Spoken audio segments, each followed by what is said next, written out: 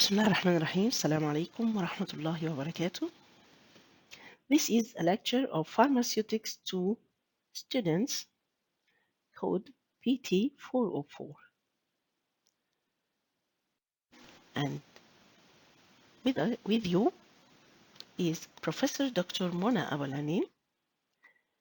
You can communicate with me either personally during my office hours or via email. These are reference textbooks and recommended one for our course. And this is time to start our lecture.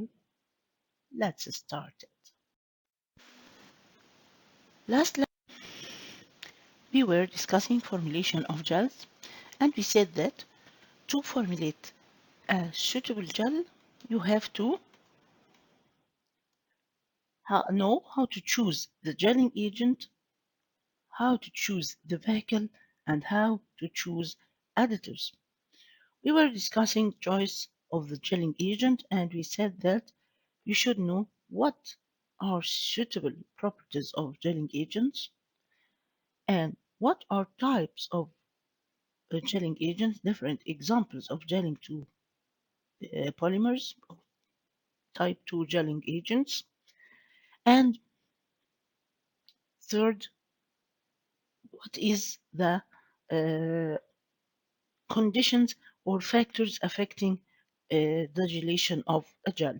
We were discussing different types or different examples of type 2 gelling agents.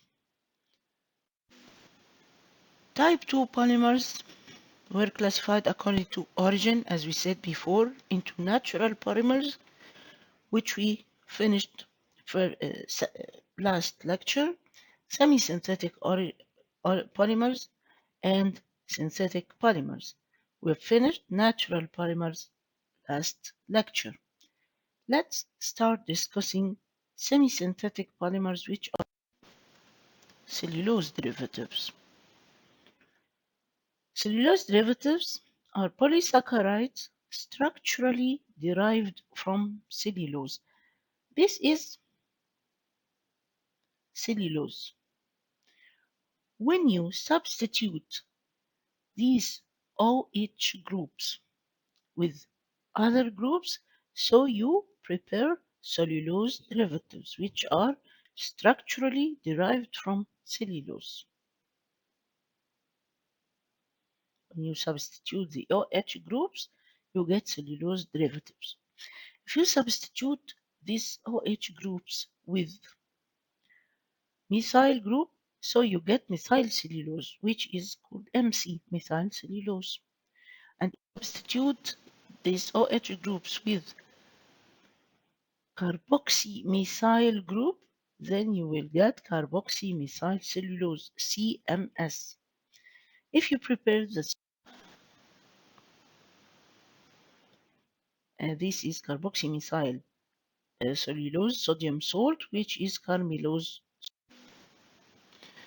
Then we will discuss polyacrylic acid, which is the only example on synthetic type 2 gelling agents or polymers. As you see, polyacrylic acid is a white powder. It is a synthetic polymer, also called carbopol or carbomers. And in practical lessons, you will use carbopol to form carbopol gel, to prepare carbopol gels. Also, you have to know these other names of polyacrylic acid. Polyacrylic acid is soluble at pH 3, so it is purchased as solution in acetic acid to give pH 3 to make it soluble.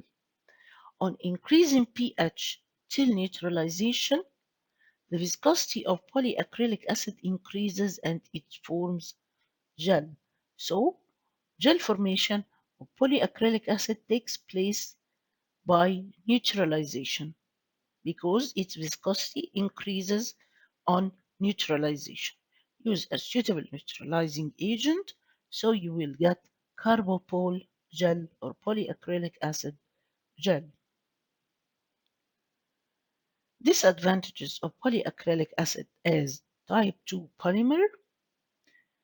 It is incompatible with basic drugs and electrolytes. Then we come to the second item in choosing the type 2 polymer. What are factors affecting gelation of type 2 polymers?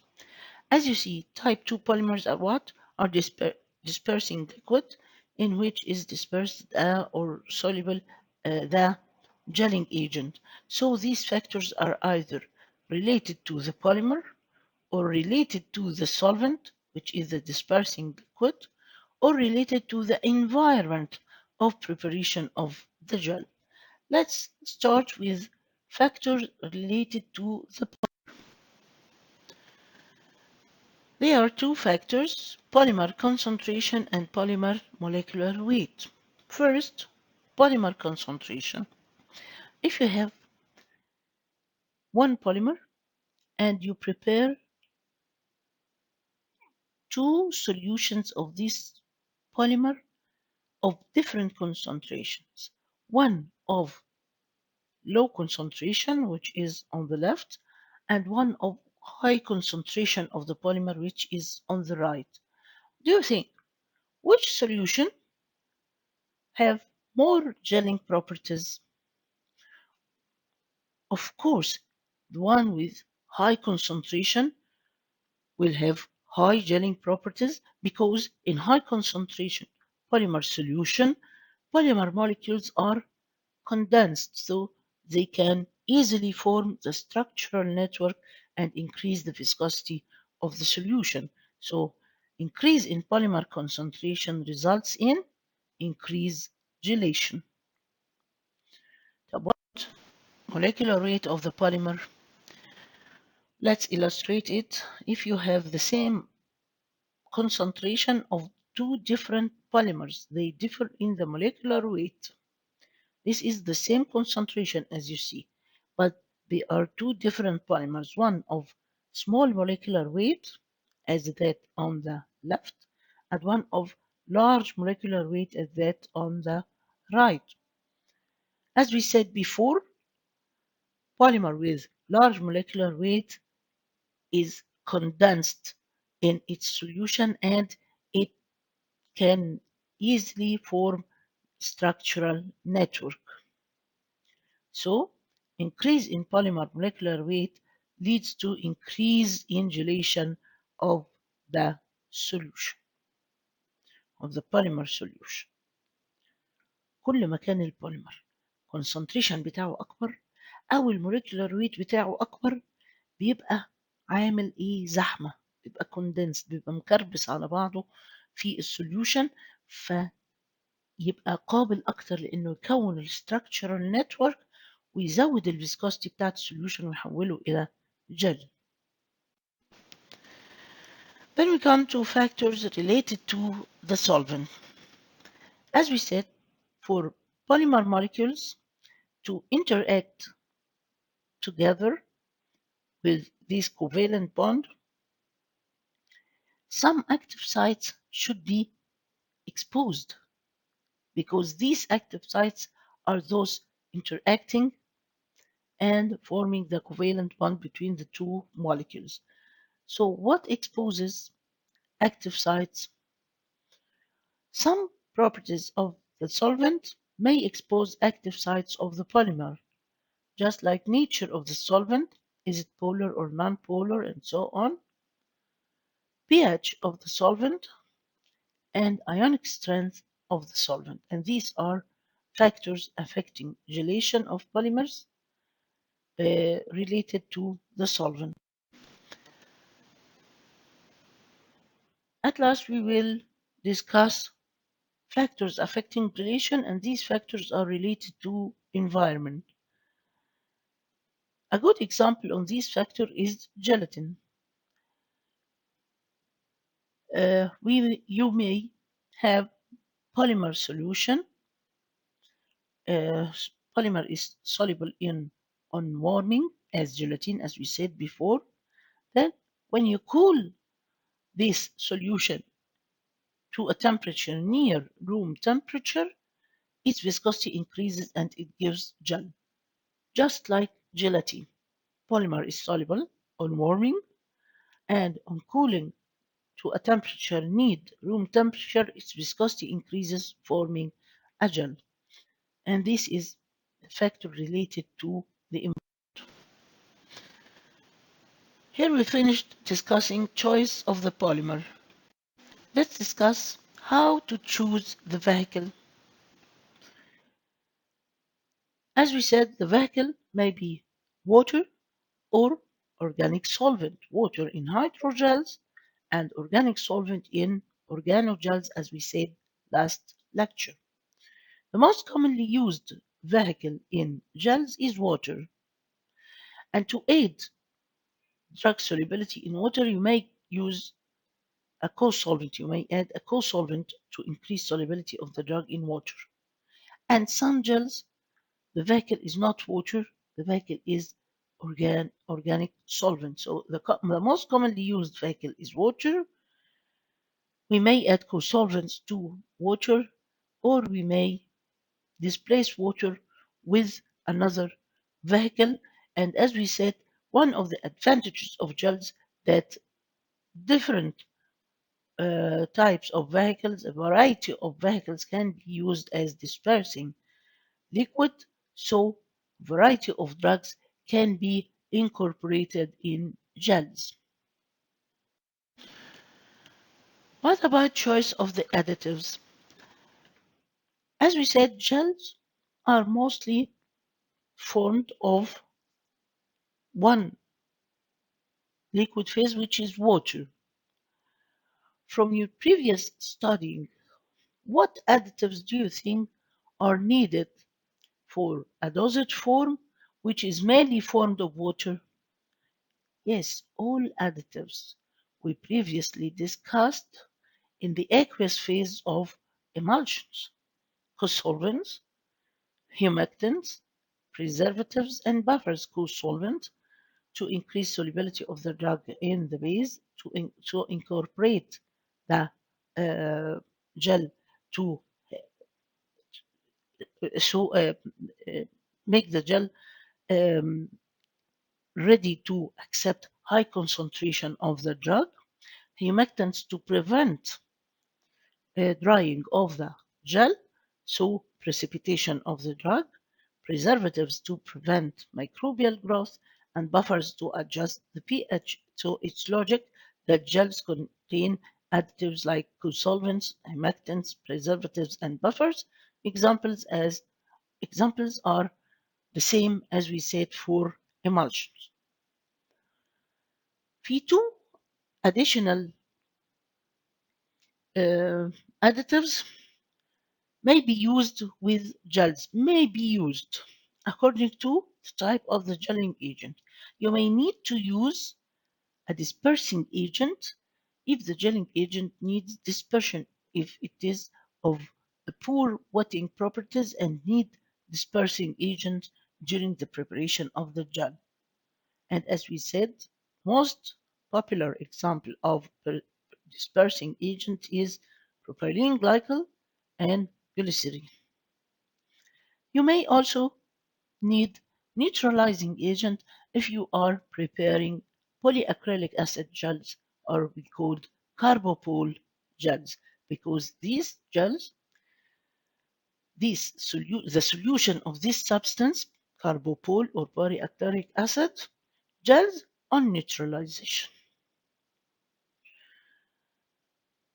This is how to formulate a gel.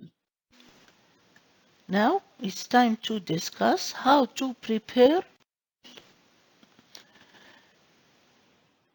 aqueous drug solution, dissolve the drug in water. Then you need to add the polymer, which is the gelling agent. This gelling agent, if it does not need a dispersing agent, so directly add it to the aqueous drug solution. If it needs a dispersing agent, so mix the polymer, which is the gelling agent, with the dispersing agent, and then add this mixture to the aqueous drug solution. Triturate, this means mix, and you will get the gel. Precautions in preparing gels, please avoid air entrapment. Air entrapment is very destructive to gels. First, it gives bad appearance of the gel. تصور انت جل مليان air bubbles ايه ده. Second, air entrapment makes air in direct contact with the gel. You bring air inside your dosage form. So if you have any drug or additive susceptible for oxidation, it will be destructed, destroyed. So avoid air entrapment. ليه؟ علشان تحافظ على شكل الجل كويس وعشان تحافظ على substances اللي بتبقى susceptible for oxidation. تمنع الاكسيديشن بتاعت substances الموجودة عندك. Gels are packed in collapsible tubes and they are stored in a cool place.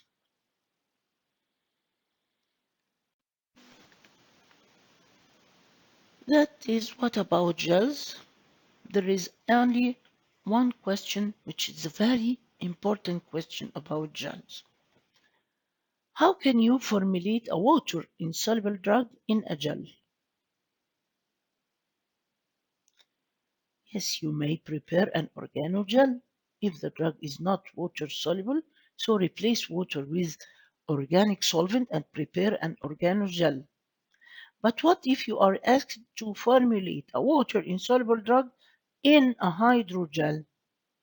It's easy. Just add a co-solvent to increase solubility of the drug in water. Or prepare a new type of gels which is called emulgel. What is emulgel? Emulgel is a new type of gel that is used to formulate water-insoluble drugs in hydrogels. In emulgels, you know that your drug is water-insoluble. It's lipophilic. It's lipid-soluble. So, prepare oil solution of the drug. Dissolve the drug in oil to give drug solution in oil. Then prepare the water phase, dissolve an emulsifying agent in this water phase, and add it to the oil solution of the drug to produce oil in water emulsion. So now you have an emulsion with small droplets of oils saturated with the drug dispersed in water. You can now add a gelling agent to the external phase, which is water, so the viscosity of your gel increases, producing emulgel. في هنا حاجات كتير قوي لازم نفهمها. This is very important. Someone may say, so I have oil in water emulsion of the drug. Why do I need to form a gel? This is oil in water emulsion, which is of higher viscosity than solution. Yes, but the amount of oil is small. So the formed oil in water emulsion is not of sufficient viscosity that makes it a semi-solid. You have to convert this oil in water emulsion, which is still of low viscosity, you have to convert it to a semi-solid. We choose to convert it to a semi-solid by adding a gelling agent and prepare an emulgel. Another question is, there is something wrong about this. There is an oil in water solution, emulsion, and the drug is found in the internal phase. And you said when you have a drug and you want to incorporate it in an emulsion, add the drug to the external phase, not the internal phase. Yes, the main use of emulsion is to give sustained action of the drug. So we are talking about lipophilic drugs. Lipophilic drugs are highly soluble in oil, but never think they are totally insoluble in water. They have some solubility in water, but they prefer to be dissolved in oil. So when you prepare the oil in water emulsion with the oil droplets containing the drug, number one, you can add very high concentration of the drug because the drug is soluble in oil. And this high concentration pushes the drug to be released to the water phase and to be available on the surface of the skin. But this release is not easy because the drug is uh, slightly soluble in water because it is a lipophilic drug. So this release is extended to a long time. So the drug is of depot effect of or a long acting drug. احنا دلوقتي المشكلة عندنا ايه؟ أول مشكلة الله ما احنا عملنا ايمالشن اهو وانتي قلت لنا الايمالشن ده سيمي سوليد وان احنا بنعمل ايمالشن عشان نزود الفيسكوستي بتاعت الاكسترنال فيز. طيب ليه بقى بعمل جل؟ علشان الايمالشن ده ما فيهوش اويل كفايه انه يزود الفيسكوستي لدرجه انه يبقى سيمي سوليد، وبالتالي انا بعمل ايمالشن بس عشان احط الدرج في الاويل، لكن كميه الاويل قليله على انها تعمل سيمي سوليد ايمالشن، تعمل كريم. امال ايه نعمل ايه عشان احوله الى سيمي سوليد؟ بعمل جيلينج للاكسترنال فيز اللي هو الووتر. طب دي اول مشكله. في مشكله تانية، دلوقتي احنا عندنا ايمالشن والدراج في الانترنال فيز بتاع الايمالشن، هو ده يجوز؟ مش احنا كنا قلنا لما بعمل ايمالشن بحط الدراج في الاكسترنال فيز؟ ايوه، انا عايزه الدراج هنا يبقى of sustained action، الاكشن ممتد المفعول. فاعمل كده، ادوب الدراج في اويل عشان اقدر احط high concentration of the drug. الهاي concentration of the drug ده will force the drug to to to move to water، يخليه شوية منه يروح يدوبه في المية. الله مش قلت إن الدرج insoluble in water؟ مفيش يا جماعة drug is completely soluble in lipids and totally insoluble in water. No, there is no drug that is of complete solubility in oil and it is 100% insoluble in water. Lipophilic drugs are drugs with relatively high solubility in oil. They have some solubility in water but is relatively smaller than their solubility in oil. يبقى هو ده لايبوفيليك drug. مش معنى كده انه ما بيدوبش في الميه خالص خالص يعني، لا هو بيدوب شويه في الميه بس السوليبيليتي بتاعته في الاويل كتيره قوي بالنسبه للسوليبيليتي بتاعته في الووتر. فانا بحطه في الاويل عشان اقدر احط كونسنتريشن عالي من الدراج يفضل يخرج منه حبه بحبه كده دي الووتر اللي هي الاكسترنال فيز ويعمل الايفكت بتاعي، فيفضل الايفكت بتاعي ممتد المفعول بالظبط زي برودكت ماركت برودكت موجود في السوق وهو فولترين ايمالجل. Okay, by now we finished gels and we have to discuss pastes. We will discuss definition of pastes, their general properties, their advantages and disadvantages, how to classify pastes, and how to characterize them. First definition of paste. Of course, they are semi-solid dosage forms intended for topical use. The characteristic composition of paste is that they should contain high percentage of insoluble solids. More than 50% of the paste weight is insoluble solid, powdered drug.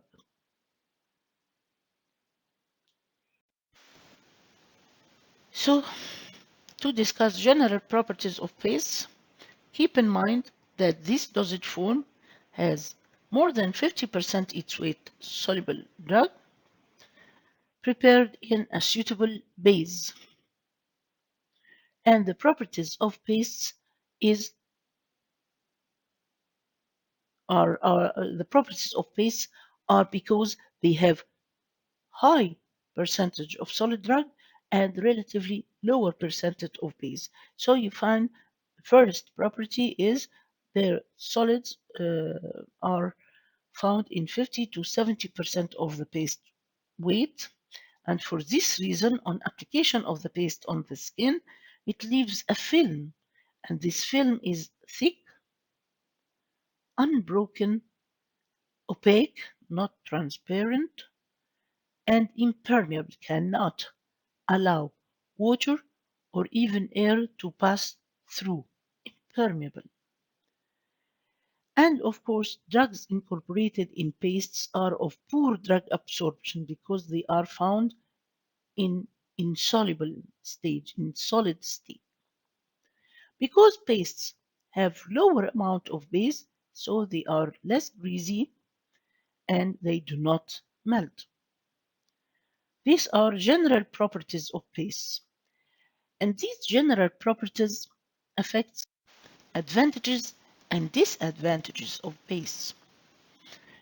Advantages of pastes according to their general properties, because pastes have a high percentage of insoluble solids, they can absorb fluid. They can be used on swollen area to absorb excess fluids. لما تبقى حتة ورمة حط عليها البيست علشان فيها high percentage من السوليد وده يخليها تقدر to absorb excess water in swollen parts. Because paste leave a film, it is suitable to localize the drug. And because this film is opaque, it is not transparent, it does not allow light to pass through, so paste can be used as sun filters. You can use paste to protect your skin from sun rays.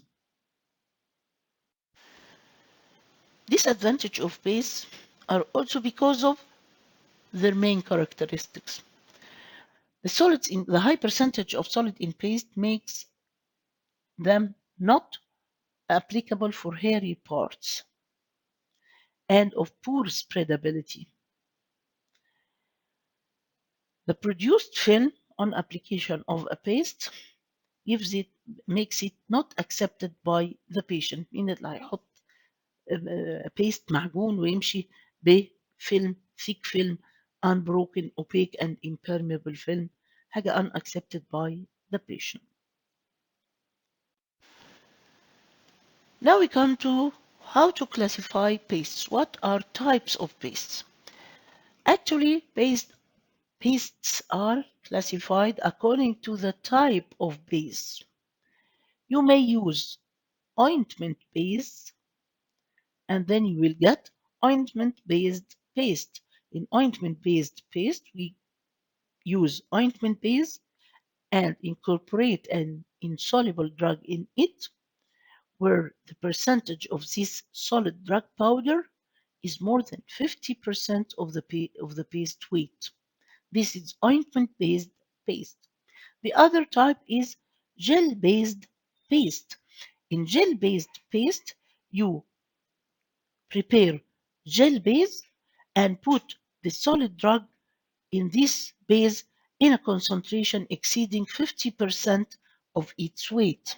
So the two types of pastes according to the used base are ointment-based pastes and gel-based pastes. This is about classification of pastes. Here we come to how to characterize pastes. Pastes are characterized according to their flow properties. To do so, bring a wide mouth bottle and put 100 grams of the paste in it. Then cap the bottle, حط الغطا, and tilt it on its side and leave it for 1 hour. Of course, the paste will slip.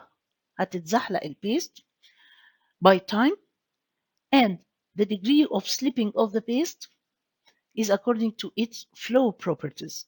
Pastes with high flow properties, with good flow properties, will slip more than those of poor flow properties. After 1 hour, measure the angle between the surface of the paste and the horizontal plane. You may find the surface of the paste horizontal, so the angle is 0 and we call it horizontal paste.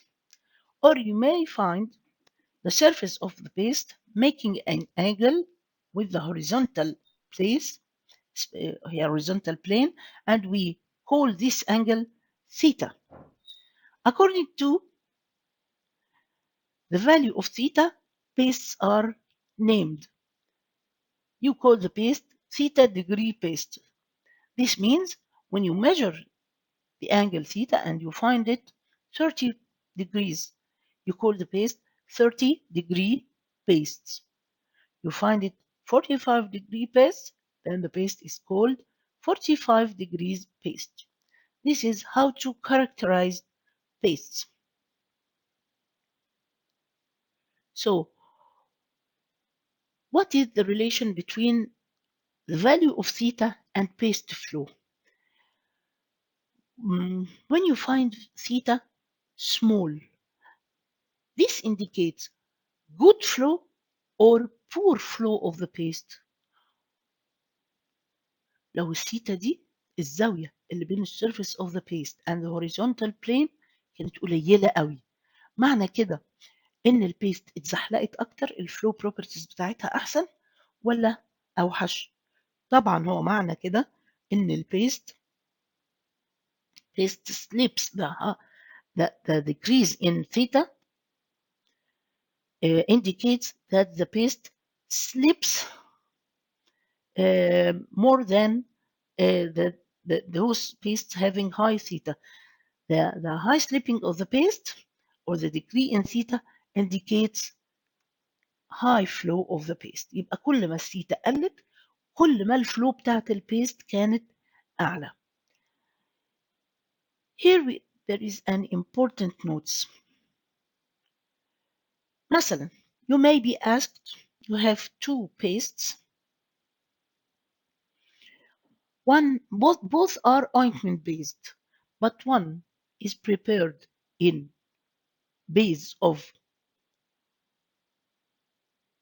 soft paraffin and the other is prepared in a base of simple ointment.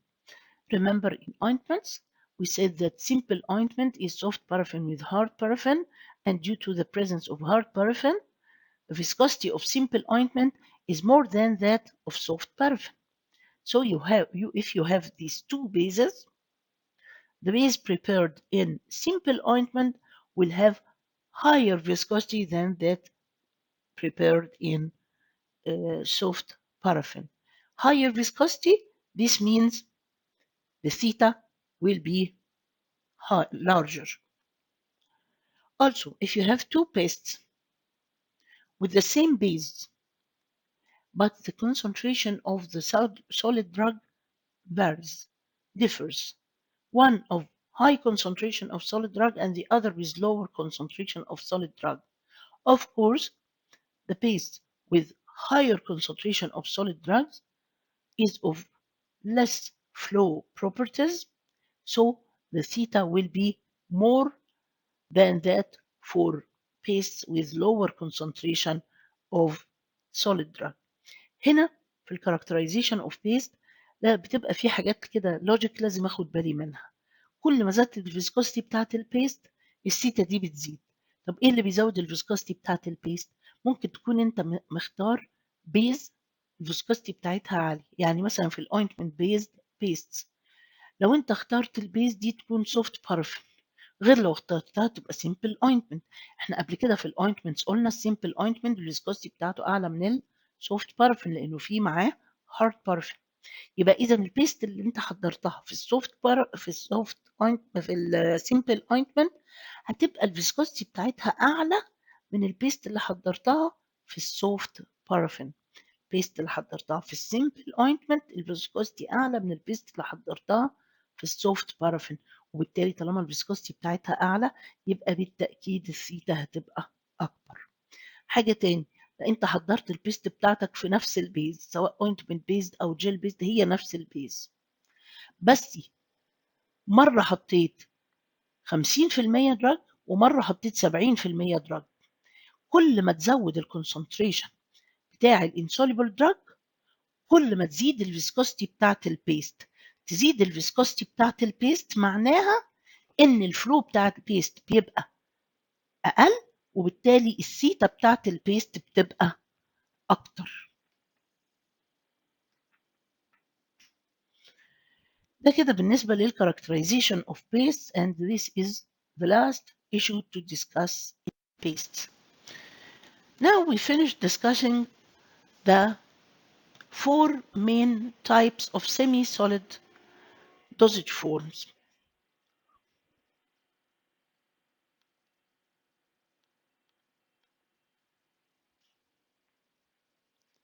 Let's discuss other semi-solid dosage forms which are not commonly used as cerates, plasters, and cataplasms. Cerates are waxy dosage form, waxy semi-solid dosage form.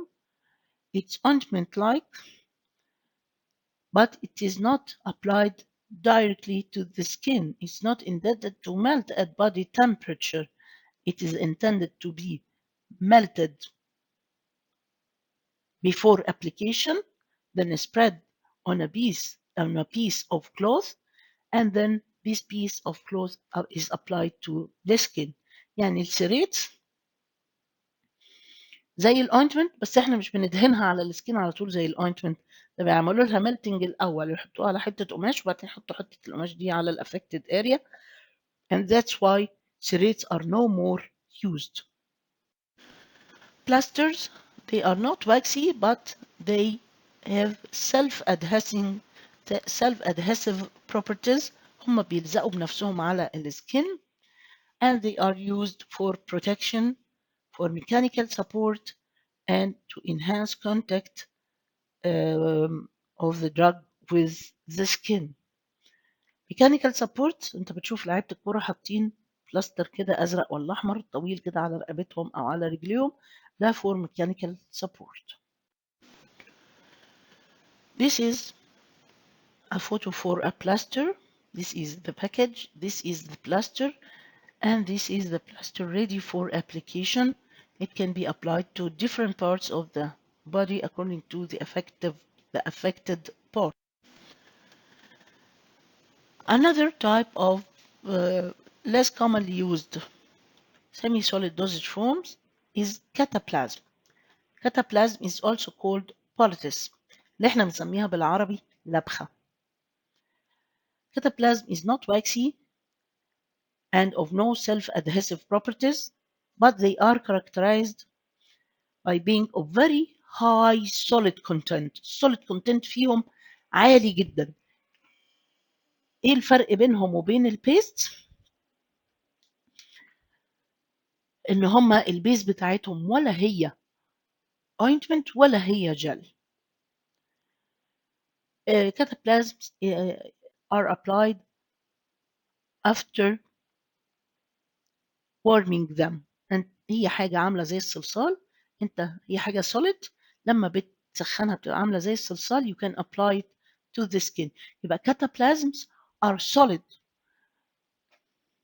are prepared as solid, and the patient have to warm them to convert them to semi-solid dosage form and then apply to the affected area. Cataplasm are no more used for humans. It is most likely used for race horses, حصانة السبق. When race horses have a swollen joint, cataplasm is applied to absorb the excessive liquids from the swollen joint because, as we said, cataplasm have high percentage of insolubles. This is a prepared cataplasm, and this is cataplasm applied to the affected area, and I think it's clear why this dosage form is no longer used. Here we come to the end of gels and pastes. And by now, you are supposed to be able to design a gel, predict suitable methods for gel preparation, define pastes, cerates, plasters, and cataplasm, enumerate general properties of pastes and their advantages and disadvantages, classify pastes, and characterize paste.